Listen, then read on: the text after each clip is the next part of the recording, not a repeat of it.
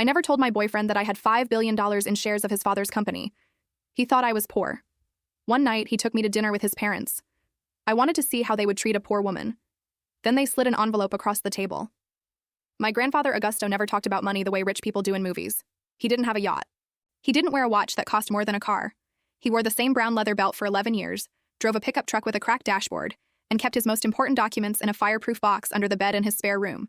What he did have, quietly and without announcement, was a very early stake in Montero Industrial, purchased decades ago when Eduardo Montero was still building the company from a converted warehouse in São Paulo and needed outside investors who believed in him before anyone else did. Augusto believed in him. Eduardo Montero went on to build one of the largest private industrial conglomerates in Latin America. My grandfather held his shares through every decade, never sold, never leveraged, never told anyone outside the family lawyer's office exactly what that position was worth. When he died, he left everything to me. Not to my parents, not split between cousins. To me, specifically, in a trust structured so carefully that 3 separate attorneys had reviewed it before he signed. Augusto had seen enough of human nature to know that money, if announced, became a magnet for the wrong kinds of attention. So the trust was quiet. The shares were held under a private entity. My name appeared nowhere in any public filing.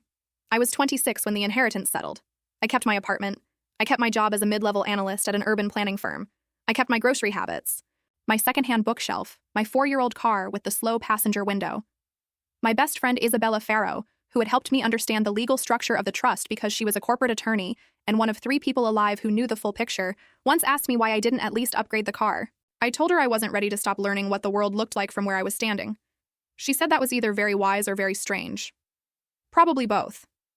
I met Rafael Montero at a work conference 14 months ago. He was there representing a subsidiary of his father's company that was funding a public infrastructure project my firm had been contracted to assess.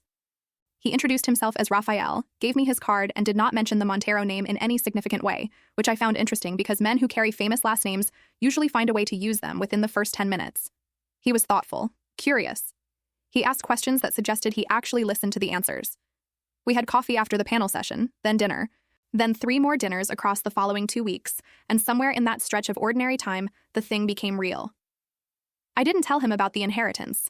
Not on the first date, not on the 10th, not when we made things official, not when I met Isabella for brunch and she raised one eyebrow across the table and said, "You know his father's company is the one your grandfather invested in." I knew. I had known since the 3rd coffee.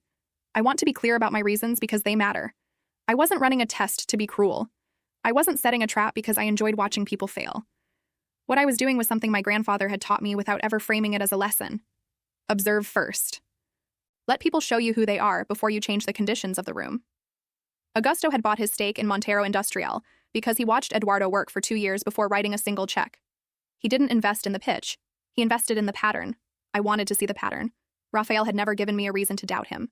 He paid for dinner sometimes and let me pay for them other times without making either moment feel weighted. He never asked about my salary, never made a comment about my apartment that carried an edge, never suggested I was less because I drove a slow-windowed 4-year-old car. If he noticed the gap between his world and what he assumed was mine, he never seemed to mind it. But Rafael was not the variable I was watching most carefully. His parents were Eduardo and Claudia Montero. I had heard them described before I met them. Eduardo is hard, self-made, proud of the company, in the way men are proud of things they built with physical effort and genuine risk. Claudia as polished, socially precise, and deeply committed to the idea that her son's life should unfold according to a plan she had drafted long before he was old enough to have preferences. Rafael mentioned his mother's plan once, lightly, in the way people mention things they have already decided to ignore. She had someone in mind for him. A family friend's daughter, connected, appropriate. The word appropriate landed in that sentence like a small stone. He said he wasn't interested in appropriate. He said it looking at me. I smiled and changed the subject because I wasn't ready to be a decision yet. 3 weeks later, he called and said his parents wanted to have dinner. A real dinner. The kind with a reservation at a restaurant where they knew the chef's name. He said it carefully, as if he understood what he was asking. "I want them to meet you," he said, "but I need you to know they can be a lot." I asked what a lot meant. He paused. "My mother has opinions," he said, "about the kind of person she thinks fits." I told him I'd go. I didn't tell him I was looking forward to it. Isabella, when I called her that night, was less restrained. "Sophia," she said, "you understand that Eduardo Montero is going to sit across from you and have absolutely no idea that you hold $5 billion in shares of his company." I told her I understood. "And you're not going to tell Rafael before?" "Not yet," I said. She was quiet for a moment. Then, "Okay." But I want a full debrief. Every word. I told her she'd have it. What I didn't tell her was that Enrique Sales, my grandfather's attorney and the man who managed the trust, had called me earlier that week with something I hadn't expected. He said Eduardo Montero's legal team had been making quiet inquiries. Not about me. They didn't know about me. About the identity of the private entity that held a significant inherited stake in the company. About whether that stakeholder might be open to a conversation regarding share restructuring. They were looking for Augusto's position. They just didn't know it was sitting across the dinner table from their son. I confirmed the reservation for Saturday. I wore a dress I had owned for 3 years. I left the good jewelry at home. I drove the 4-year-old car with the slow passenger window and parked it 2 blocks from the restaurant so no one would see it. I walked in looking exactly like what they expected. Then I sat down, opened the menu, and waited to see what kind of people they actually were. The restaurant was the kind of place where the lighting is designed to make everyone look important. Low, warm, deliberate. The tables were spaced far enough apart that conversations stayed private, which I suspected was not accidental for a family like the Monteros. Eduardo had reserved a corner booth. Of course he had. They were already seated when Rafael and I arrived. Eduardo rose first, a habit of control dressed as courtesy. He was shorter than I expected, compact, with the kind of stillness that men develop when they've spent decades being the final word in every room. Claudia did not rise. She extended her hand from a seated position and smiled with exactly the right number of muscles. "So this is Sophia," she said. "Not, 'It's wonderful to meet you,' not 'Rafael has told us so much about you.' Just, 'So this is Sophia,' as if I were a hypothesis she was finally getting to test." I shook her hand and told her it was a pleasure. I meant neither word. Rafael touched the small of my back briefly as we sat, which I noted because it was the gesture of someone who understood the room and wanted me to know he was in it with me. Eduardo ordered wine without asking anyone's preference. An expensive bottle, selected with the quiet authority of a man who considers that kind of decision already made. He poured for Claudia first, then himself, then glanced toward Rafael, then to me, as if calculating whether I was worth the glass. He poured it. Small mercies. The first 20 minutes were the kind of conversation that functions as an interview with better cutlery. Eduardo asked about my work in urban planning with the attentiveness of someone who has already decided the answer is unimpressive, but wants to confirm it politely. Claudia asked where I had gone to school, where my family was from, whether I had siblings. Each question landed with a precision that suggested it was not curiosity, but cartography.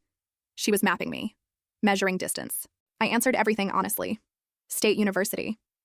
My family was from the interior of Minas Gerais. No siblings. My grandfather had raised me mostly, after my parents separated when I was 9. He had been a businessman, I said, in the way that people describe things that are true but incomplete. "What kind of business?" Eduardo asked. "Investments," I said. He was very patient with them. Eduardo nodded in the way people nod when they are not listening. Claudia tilted her head slightly, recalibrating.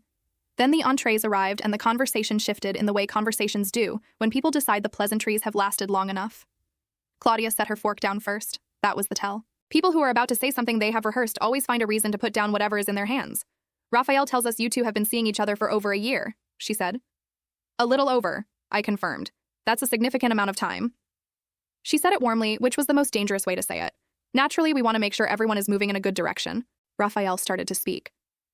Eduardo cut across him without raising his voice, which was a skill in itself. "We want what's best for Rafael," Eduardo said. "That's not a criticism of you. It's simply a fact about where we are as a family. The company, the obligations that come with it, they require a certain kind of partnership. Not just personally, structurally. Structurally." The word sat in the center of the table like a decorative object no one was allowed to touch. I took a sip of wine and waited. Claudia opened her clutch, which had been sitting beside her plate the entire meal, and removed a cream-colored envelope. She set it on the table and slid it across to me with a single smooth motion, the way people do when they have practiced the gesture and want it to look spontaneous. I looked at the envelope, then at her, then at Rafael, who had gone very still beside me. "What is this?" he asked. His voice was careful. Too careful. He had not known. "A conversation starter," Claudia said. I picked it up. The envelope was unsealed, which told me they wanted me to open it here, at the table, in front of them, so they could watch my face when I did. I opened it.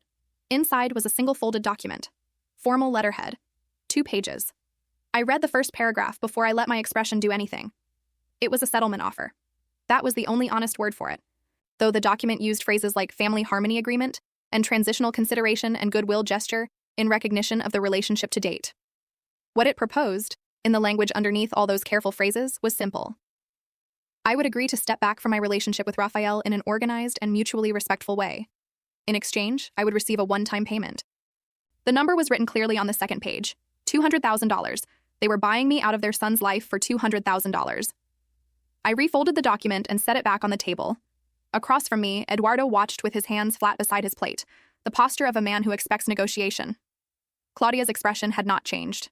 She still wore that warm, precise smile that I was beginning to understand was not a social tool, but a structural one, something she kept in place so that cruelty would always look like administration. Raphael reached across and took the document from the table before I could answer. He read the first page in silence, then the second. I watched the shift happen in his face. Not dramatically, not with any of the theater the moment might have invited, but in the way that real things shift. Quietly. And then all at once. "You didn't tell me," he said to his mother. "We're telling you now," she replied. "That's not the same thing." Eduardo straightened. "Raphael, this is a business decision. She is not a business." The table went quiet in the way that expensive restaurants go quiet. Not silence exactly, but a contraction, a held breath from the surrounding space. I had not spoken since I set the envelope down. I had been watching, the way my grandfather taught me without adjusting the conditions of the room. And what I had seen in the last 4 minutes was exactly what I needed to see, not Raphael's parents. I had already taken their measure before the entrees arrived. I had seen Raphael. He had not looked at me to calculate what I wanted him to do. He had not looked at his father to measure the cost of disagreement. He had read the document, understood it, and spoken. In that order. Without theater. Augusto would have liked him. I picked up my wine glass and held it for a moment without drinking. "May I say something?" I asked. Claudia gestured gracefully, as if granting permission were still hers to give. I looked at Eduardo first because he was the one who actually believed in structures. "I understand what you're trying to protect," I said. "I want you to know I'm not offended by the offer. I'm interested in it. But before anyone decides anything tonight, there's some information about the table that I think you're missing." Eduardo's eyes narrowed slightly. Not hostility. Precision. The same look he probably used in boardrooms when a variable appeared that he hadn't accounted for. "What information?" he asked. I set the glass down, opened my bag, and took out my phone. I had one message from Enrique Sales sent 30 minutes before dinner, time-stamped and waiting. I had asked him to send it then, not earlier, not after. Then. I turned the screen toward Eduardo. He read it. Once, fast. Then again, slower. And the color in his face did something I had not seen it do all evening. It moved. The message from Enrique Sales was not long. Enrique never wasted words, which was one of the reasons my grandfather had trusted him for 30 years. It read, "Eduardo Montero's legal team made a third inquiry this week regarding the inherited stakeholder position in Montero Industrial. They have identified the private entity as Andrade Holdings. They have not yet identified the beneficial owner. I recommend you decide before they do." HS Eduardo read it twice. I watched his eyes stop at Andrade Holdings and stay there for 1 full second longer than everything else. That was the moment he understood. Not the full picture. Not yet. But enough. Andrade was my grandfather's name. My name. The name I had given him 40 minutes ago when he asked about my family. In the same breath I had used to describe Augusto as a patient investor. He looked up from the phone slowly, in the way people look up when they need a moment to rebuild their expression before anyone else sees what was underneath it. "Andrade Holdings," he said. Not a question. A recalibration. "Yes," I said. Claudia turned to her husband. She had not seen the screen. "Eduardo, what is it?" He didn't answer her immediately, which I noted because in 40 minutes of dinner conversation, he had not once failed to answer anything quickly. Speed was how he maintained control of rooms. The pause meant the room had shifted in a way he hadn't authored. Raphael was watching his father too. Dad. Eduardo set the phone down on the table and looked at me with an expression I hadn't seen on him yet. Not warmth, not quite respect. Something more precise than either. The look of a man reassessing the board. "Your grandfather was Augusto Andrade," he said. "Yes. He held a founding-era position in my company. He did. And when he died, he left it to me," I said. "In trust. Structured privately. Which is why your legal team has spent 8 months trying to identify the beneficial owner of a position they can see but cannot name." The table was very quiet. Claudia looked at the envelope she had slid across to me 20 minutes ago. Then she looked at me. The warm smile was still technically in place, but something behind it had gone uncertain. Like a painting hung slightly crooked that no one has fixed yet. "How significant," Eduardo said carefully, "is the position?" I had thought about how to answer this question for several weeks, in the abstract, on the occasions I'd imagined this conversation happening in some form. I had decided that the answer should be precise, not dramatic, because drama was for people who needed the room to feel what they couldn't simply demonstrate. $5 billion, I said, at current valuation, give or take depending on the quarter. Raphael made a sound that wasn't quite a word. Eduardo did not make any sound at all, which was more expressive. Claudia picked up her wine glass, looked into it briefly as if checking for something, then set it back down without drinking. It was the first unscripted gesture I had seen from her all evening. I want to be honest about what that moment felt like, because it would be easy to describe it as triumph, and that would not be accurate. It was not triumph. It was something quieter and stranger. The specific feeling of having waited a long time for a room to show you what it was made of, and then watching it do exactly that. Eduardo was the first to recover, because men who build companies from warehouses do not stay unsteady for long. He straightened his jacket, moved his fork 1 inch to the left, and when he spoke again, his voice had returned to its usual register, measured, deliberate, already calculating forward. "You've known this entire time," he said, "about the connection. Since the third time Raphael and I had coffee," I said. "I recognized the company name, and you didn't say anything. Neither did you," I replied, "until tonight." He absorbed that. I could see him weighing it, not emotionally, mathematically, deciding whether it was leverage or liability that I had stayed quiet, deciding what I wanted. Claudia found her footing next, which surprised me slightly. I had expected Eduardo to lead the recovery. Instead, she leaned forward just a fraction and her voice dropped into a register I hadn't heard from her yet. Lower. More careful. "Sophia," she said, "I want you to understand that the envelope was a business decision," I said. "Your husband's words. I'm not taking it personally." That landed with more precision than I intended. Or maybe exactly as much as I intended. "I'm still not sure." "What is it that you want?" Eduardo asked. Straight, finally. No architecture around it. I looked at him for a moment before answering. Across the table, Raphael had gone very still in a way that was different from his earlier stillness. Before, he had been restrained. Now he was simply waiting. Not for me to perform something. Not for me to win something. Just waiting. The way people wait when they trust the person beside them to tell the truth. "I don't want anything from this table," I said. "I didn't come tonight to negotiate. I came because Raphael asked me to, and because I wanted to meet you. Both of those things are still true." "Then why show me the message?" Eduardo asked. "Because you slid an envelope across the table first," I said, "and I thought it was fair that you understood what you were sliding it toward." He was quiet for a moment. Then something happened that I had not anticipated. The corner of his mouth moved. Not a smile exactly. Something anterior to a smile. An acknowledgement. "Augusto Andrade," he said. More to himself than to me. I haven't thought about him in years. He was the only early investor who never called me once to ask about his position. "That sounds like him," I said.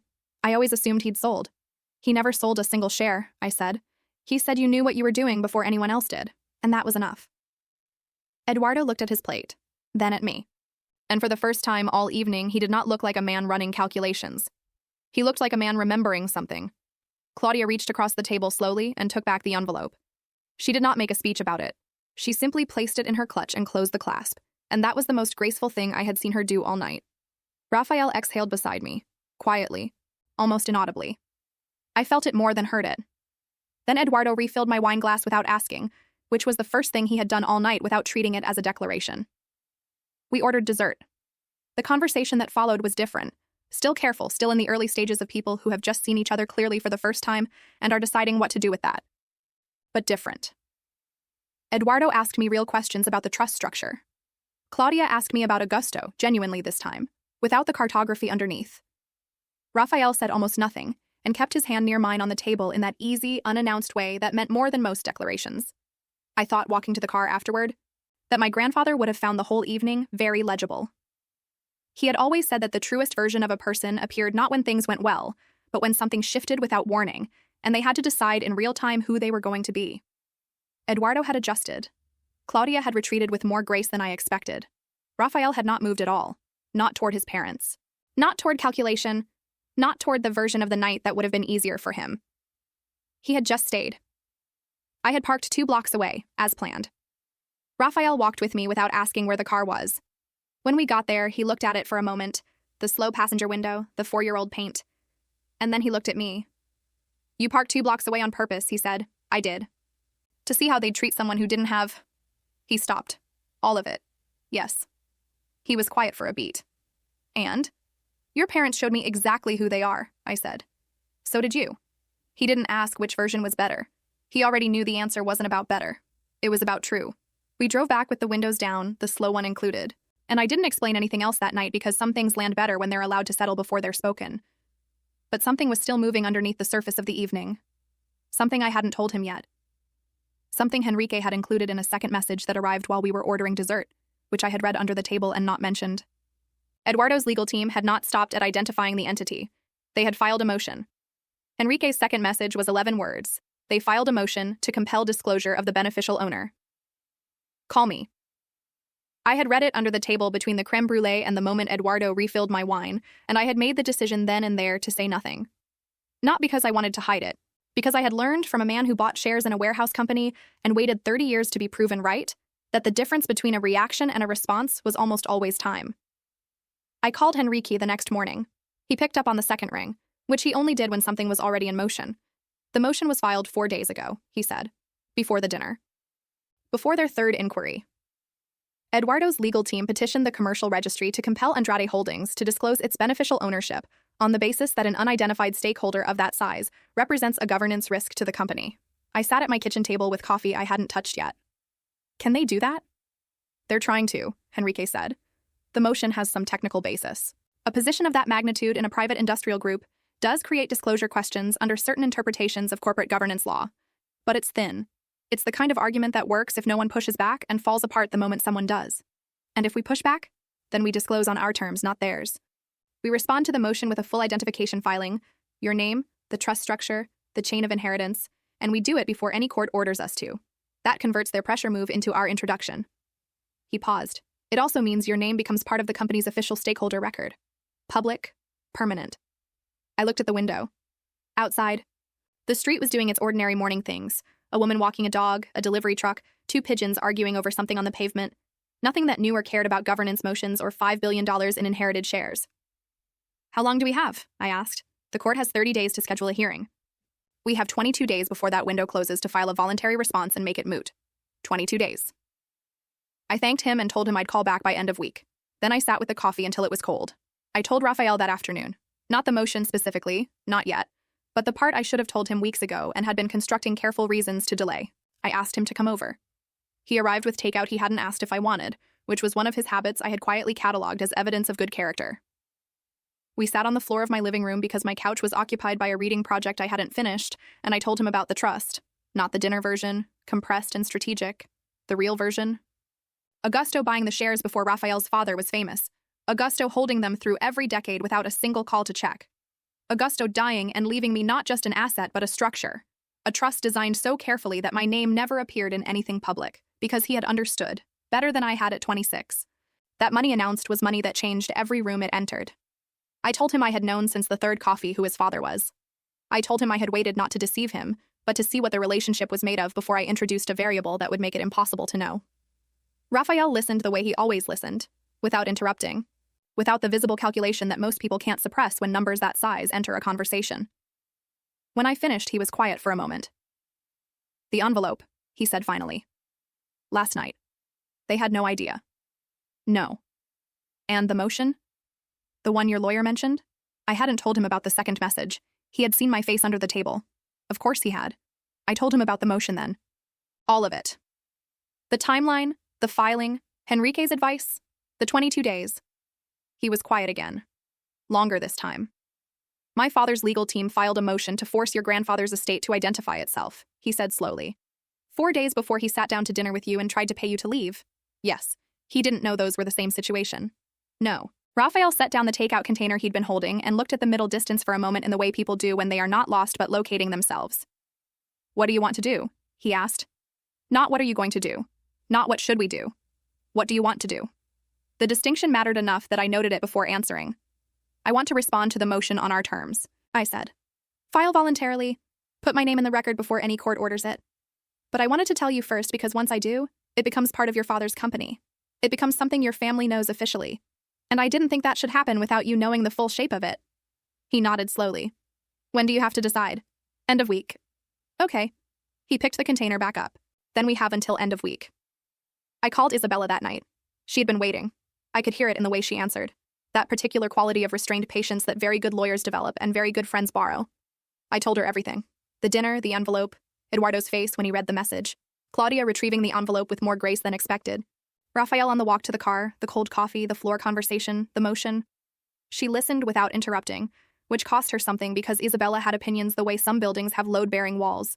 Structural, essential, holding everything else up. When I finished, she said, Sophia. Your grandfather bought shares in that man's company before Eduardo Montero was Eduardo Montero. He held them for 30 years. He left them to you in a trust so well constructed that a team of corporate lawyers spent 8 months in a court motion just to find out your name. And last night, Eduardo Montero tried to pay you $200,000 to disappear. Yes, I said. And his son walked you to your car. Yes. Okay, she said. File the response. Put your name in the record. Do it cleanly and do it first. A pause. And Sophia, when you go into that filing, make sure Enrique includes the full inheritance documentation, the original purchase date, the holding period, every decade your grandfather held without selling. I want Eduardo Montero to read that file and understand exactly how long your family has been in that room. I told her I'd pass it along. One more thing, she said. What? Has Rafael told his father yet? I hadn't asked. I realized, sitting there, that I didn't know. I don't know, I said. Find out, Isabella said, because Eduardo's legal team is still running. They filed that motion on a Friday. They won't have told the partner attorney about the dinner yet, which means there are 2 tracks moving right now and they don't know they're about to meet. She was right. I knew she was right before she finished the sentence.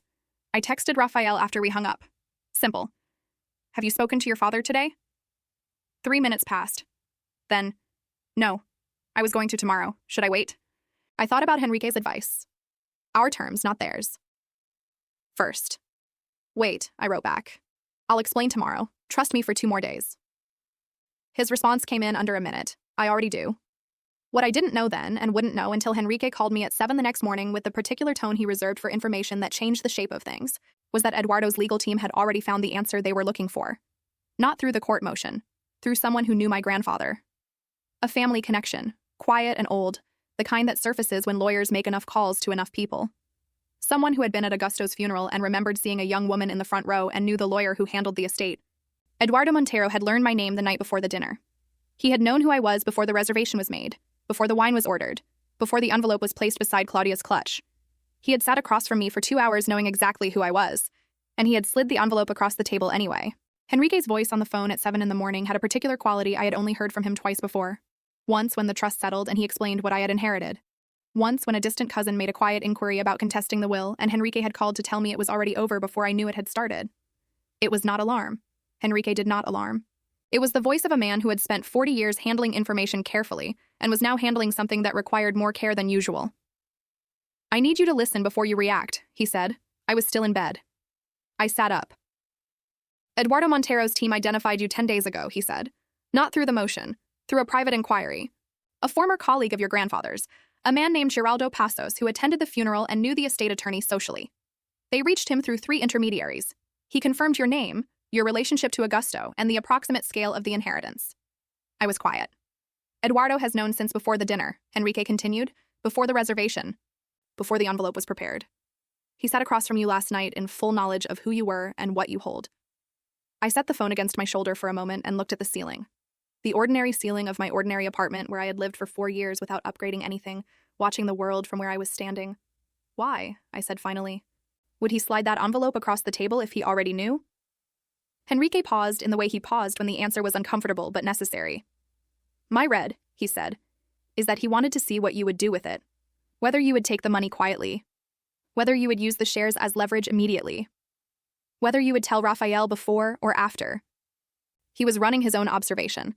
I almost laughed, not from humor, from the specific recognition of seeing your own method turned back toward you.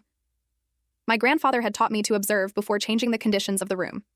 Eduardo Montero had apparently learned something similar in a warehouse in São Paulo 30 years ago. Does Rafael know his father knew? I asked. I have no way of knowing that, Henrique said. But I would determine it before we filed the voluntary response. Because if Eduardo told Rafael and Rafael didn't tell you, that changes the geometry. And if Eduardo didn't tell Rafael, then Rafael walked into that dinner as uninformed as you believed him to be, which means he responded to the envelope without knowing the full weight of what was behind it. After I hung up, I sat on the edge of the bed for a long time. The pigeons were back outside. Same argument, different morning. I didn't call Rafael. I went to him. He answered the door in the early state of someone who had been awake for a while, but hadn't yet decided what to do with it. He looked at my face and stepped aside without asking why I had come. We stood in his kitchen, which was tidier than mine and had better light, and I told him what Enrique had told me. Flat, sequential, without editorializing. Eduardo had known. 10 days before the dinner, before the reservation, before the envelope. Rafael listened with his hands flat on the counter in a posture that reminded me, uncomfortably, of his father at the restaurant. When I finished, he didn't speak for a moment. Then he said, "I didn't know." 2 words.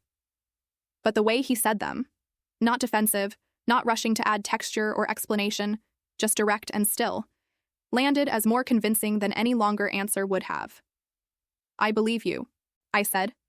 And I did. "He didn't tell me," Raphael said, more to himself than to me. He moved away from the counter and went to the window. He let me walk in there, thinking I was introducing my girlfriend to my parents for the first time. He let my mother slide that envelope across like it was her idea. He stopped. Was it her idea? "I don't know," I said honestly. "It's possible she didn't know either." He turned. Or she knew everything and performed not knowing. Also possible. He was quiet again. Outside his window, the city was doing its full morning volume, traffic, voices, the compressed energy of a place that doesn't wait for people to finish processing things before moving on. "What do you need to decide?" he asked. "Whether to file the voluntary response before or after you speak to your father. Why does my conversation with him affect your filing? Because if he knows you know, he may move faster with the legal team. Try to reframe the motion before we moot it. If we file first, cleanly, it doesn't matter what he tells his attorneys. Our terms are already in the record." Raphael absorbed this. And if I talk to him first? Then I need to know within the hour, before his team opens for the day. He looked at me for a moment with an expression I hadn't seen from him before. Not the patience I knew, not the warmth. Something older. Something that looked like it had been waiting behind the other expressions for exactly this kind of morning. "Call Henrique," he said. "File it. You're sure?" "My father sat across from you knowing exactly who you were and handed you an envelope with $200,000 in it." He said it without anger, which was somehow more final than anger would have been. "File it. Put your name in the record. I'll speak to him after." Henrique filed the voluntary response at 9:47 that morning. It was, as he had promised, clean. My full name, the trust structure, the original purchase date, Augusto Andrade acquiring his position in Montero Industrial in a documented private transaction decades before the company was what it was now. The complete holding record. 30 years of patience in a legal document every year accounted for. He included, at Isabella's suggestion, a letter from the original transaction attorney confirming the date and terms of Augusto's initial investment. Proof not just of what was held, but of when it began. Before Eduardo was Eduardo. When the company was still a warehouse and a conviction. By 11, the motion to compel was moot. By noon, Eduardo's legal team had the filing. Enrique called me at 12:14. "It's done," he said. "You're in the record. Officially, permanently, on your terms." I was at my desk at work, in my ordinary office, at my ordinary analyst job that I had kept for 4 years because it kept me tethered to the world as it actually functioned without the filter of money. I thanked him and hung up and sat for a moment with the specific feeling of something long and careful finally completing itself. Then my phone buzzed. Not Henrique, not Isabella, Claudia Montero. The message was short. "I would like to speak with you. Without Eduardo, without lawyers, just us, today if possible." I read it twice, then I read it again. Isabella, when I forwarded it to her 30 seconds later, responded in under a minute. "Go, but not at their house. Somewhere you choose. Public, neutral, and absolutely do not tell her anything about the filing before she tells you why she's asking." I wrote back to Claudia. "Coffee, 3 o'clock. I'll send the address." Her response was immediate. "Thank you." No warmth architecture this time. No careful social temperature. Just 2 words that sounded, stripped of all the dinner performance, like something that might actually be true. I chose a cafe 12 minutes from my apartment. Small, unfussy, the kind of place where the tables were close enough that privacy required lowering your voice rather than managing a room. I arrived 5 minutes early, took a table against the wall, and ordered coffee I intended to actually drink this time. Claudia arrived exactly at 3.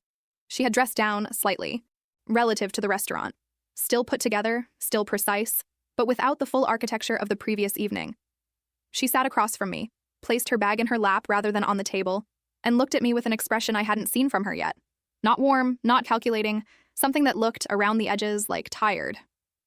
"I didn't know," she said, "about the motion. About Geraldo Passos. About any of it." She paused.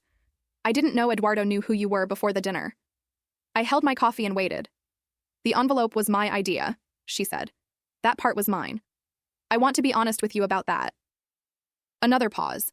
"But I prepared it believing you were exactly what I assumed you were. I didn't know I was sliding it towards someone who already had a chair at the table," I said quietly. She absorbed that. "Yes." Outside, the cafe moved around us.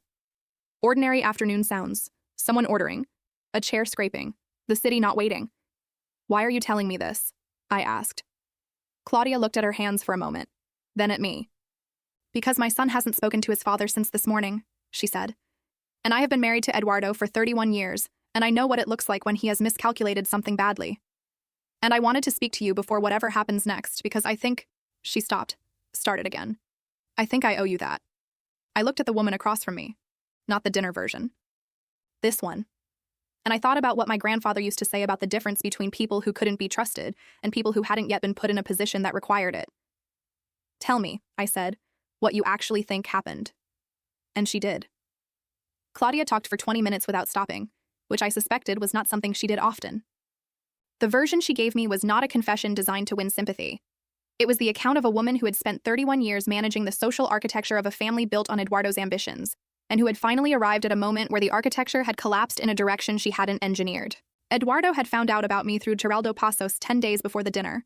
He had not told her immediately. He had spent 4 days deciding what it meant, running the calculation the way he ran every significant variable, privately, completely, before sharing a conclusion rather than a process. When he finally told her, 3 days before the reservation, he had presented it not as a revelation, but as a strategic situation requiring management. The envelope had already been her idea by then.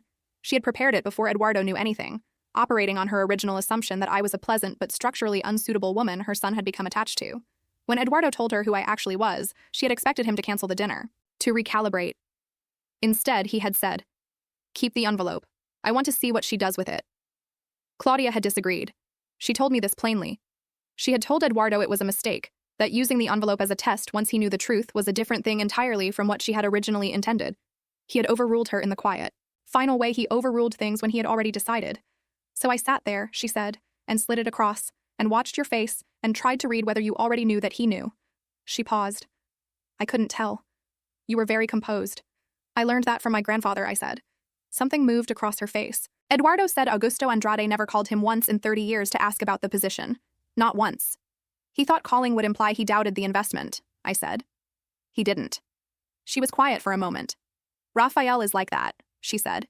"He commits to things quietly and doesn't revisit them." Another pause, smaller. "He gets that from me, actually. Not Eduardo." I believed her. I didn't say so, but I believed her. I left the cafe at 4:15 with the full shape of it finally visible. Not just the dinner, not just the motion, but the entire structure underneath. Eduardo's calculation, Claudia's partial complicity, Rafael's clean ignorance, my grandfather's patience compounding quietly across 30 years into something none of them had seen coming. I called Isabella from the street. "Well," she said. Claudia didn't know Eduardo knew before the dinner. The envelope was hers, but the test was his. She disagreed with it. He overruled her. "And you believe her?" I thought about the woman across the cafe table, the bag in her lap instead of on the table, the tired expression that didn't perform anything. "Yes," I said. "Okay." Isabella paused. "What about Rafael?" "He still hasn't spoken to his father." "And you?" I stopped walking. Around me, the city moved in its usual indifferent way.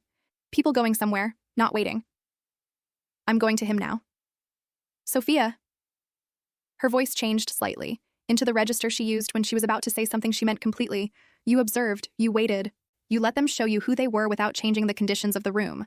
And what you found was a man who stayed still when it mattered, a mother who told you the truth when she didn't have to, and a father who ran a test on someone he already knew was holding $5 billion in his company because he couldn't stop calculating long enough to just have dinner." She paused. "That's the full picture. You have it now. Whatever you decide next, you're deciding with all the information. Your grandfather would have approved." I thanked her and meant it and hung up before she could add anything else, because Isabella always had one more thing, and this time I needed to move. Rafael answered the door the same way he had that morning, like he had been awake for a while and hadn't decided what to do with it. But something was different from the morning. The morning had been taut, waiting. This was something else. He looked like a man who had spent the day sitting with something heavy and had finally put it down, not because it was resolved, but because he decided he was done carrying it standing up. We sat on the floor again. Same living room, his back against the couch, mine against the bookshelf. Familiar geometry for an unfamiliar conversation. I told him what Claudia had told me. All of it. When I finished, he was quiet for a long moment. "She told you the envelope was her idea," he said. "Yes, but she also told me she disagreed with using it as a test once your father knew. She wanted to cancel it. He absorbed that. That sounds like her.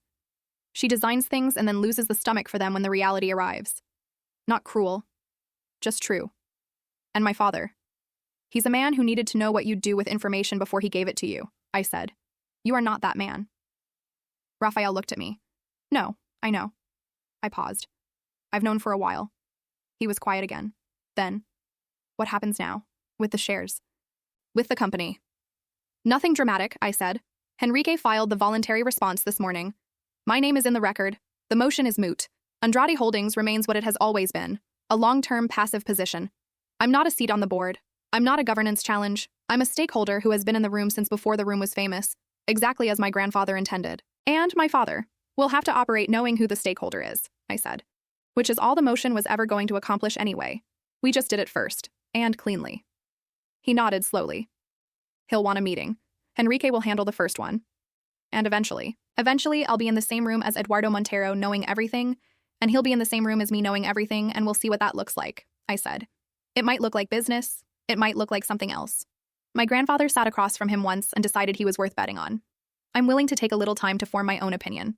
Raphael looked at me for a long moment. Something in his face settled into an expression I hadn't seen before but recognized immediately. The look of a person who has just understood the full shape of someone they already trusted. He bought those shares before my father was anyone, Raphael said. He did, and he never sold, not once. And he left them to you. In a trust structured well enough to survive 8 months of corporate lawyers and 1 court motion. Raphael made a sound that was almost a laugh. Small, quiet, real. I want to meet Henrique. He'd like you, I said. He respects people who listen before they answer. The evening had arrived properly now. The room going that particular warm dark that cities make when the sun drops behind enough buildings. Neither of us moved to turn on a light. Sophia? Raphael said. Yes. I would have walked you to that car regardless. He said it simply. I want you to know that. Not because of the shares or the trust or any of it. I would have walked you to the car the same way on the first dinner we ever had, when I didn't know your last name and you hadn't told me anything. I thought about my grandfather in his truck with the cracked dashboard, wearing the same brown leather belt for 11 years, keeping his most important documents in a fireproof box under the bed. A man who measured things not in announcements, but in patterns, not in declarations, but in decades. I know, I said. That's why I'm here. We ordered food eventually, ate on the floor again, talked about ordinary things, a book he was reading, a project at my firm, the pigeon situation outside my apartment that had apparently been ongoing for 2 years and showed no signs of resolution. The kind of conversation that has nothing to prove. Henrique met with Eduardo's legal team the following Tuesday. By the end of the week, the motion was formally withdrawn, and Andrade Holdings was logged correctly in the company's stakeholder registry, founding era position, inherited and held, Augusto Andrade original purchaser, Sofia Andrade current beneficial owner. Eduardo sent a message through Henrique, requesting a meeting at his earliest convenience. Henrique scheduled it for 3 weeks out, which was the right amount of time for nothing specific to happen and everything to settle. Isabella sent me a bottle of wine with a note that said, "Your grandfather was the longest game I've ever seen. You're a close second." I put the note in the fireproof box I had kept since Augusto died. His documents were in it already. The deed to a small property he had left me in Minas Gerais. The original investment certificate for Montero Industrial, dated in his handwriting, with no annotation except the date and his signature. He had not written why. He never wrote why. He just watched long enough to be sure, and then he committed, and then he held. I closed the box and left it where it had always been. Some things don't need to be announced to be permanent.